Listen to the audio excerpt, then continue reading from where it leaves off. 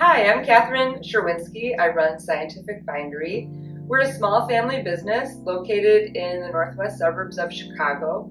We've been in business since 1912. Joseph Kahn started our business. He was an immigrant and he saw a need for books for the growing scientific community in Chicago. Then his son, Simon Kahn, who is actually right here, and I'll tell you about this bust in a second, he started running the business when he came back from World War II. He was a gunner atop a fighter bomber in Europe. After the war, he loved France so much, he ended up staying there and living for a while. And he would always tell us stories of his adventures at family parties.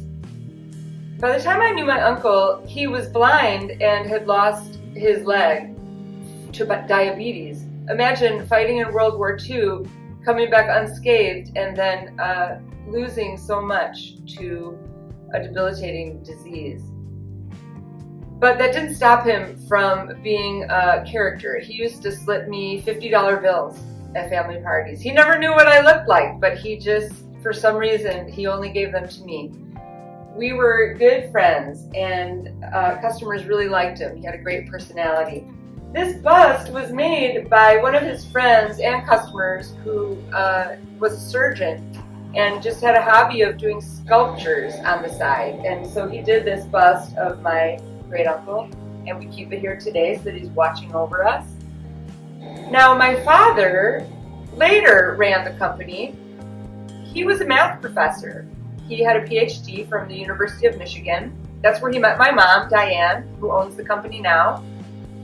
My father was a math professor and taught at UIC, the University of Illinois in Chicago, and always dreamed of owning a business. He really dreamed of running a business. So after he retired, he started helping my uncle and aunt run this business.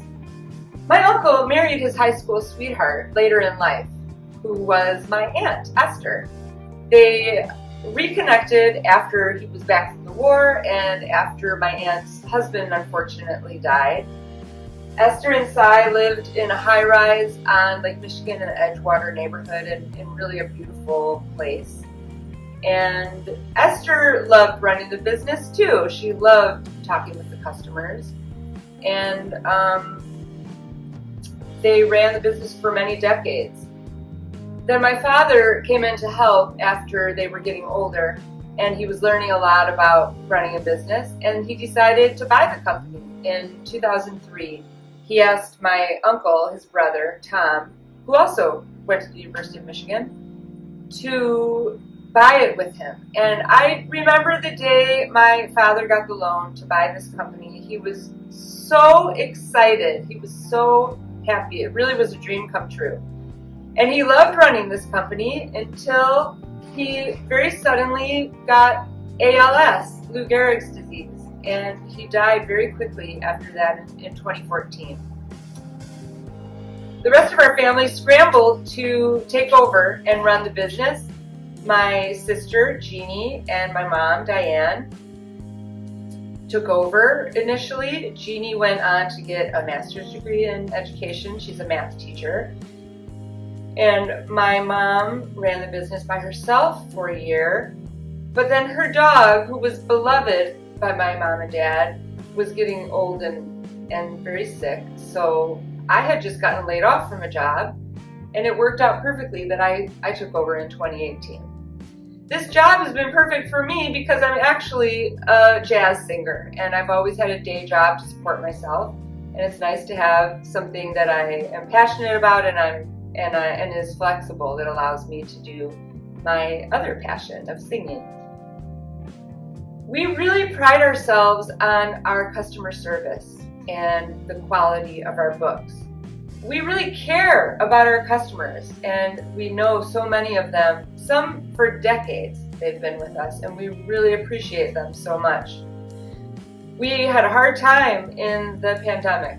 We lost a lot of business because a lot of labs closed, and we were able to bounce back, luckily, and now we're having another challenge with this administration and a lot of the funding cuts of NIH and other research institutions. We really want to keep going. We really care about physical books, writing. We believe that the best way to learn and retain information is to actually write it out. And we're so interested in all the amazing things that our customers do. And we want to continue supporting our customers through all the changes that will be coming.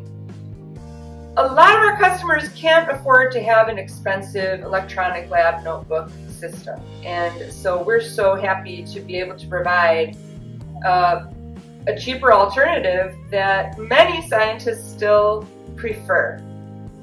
Even young scientists. We have a customer in the Chicago area that I visited who told me, she was very young, and she said, "We're scientists. We like books." We agree. Thank you so much to all of our customers for being loyal to us all these years. We really appreciate you and care about what you do, and we hope to meet all our new customers. Thank you.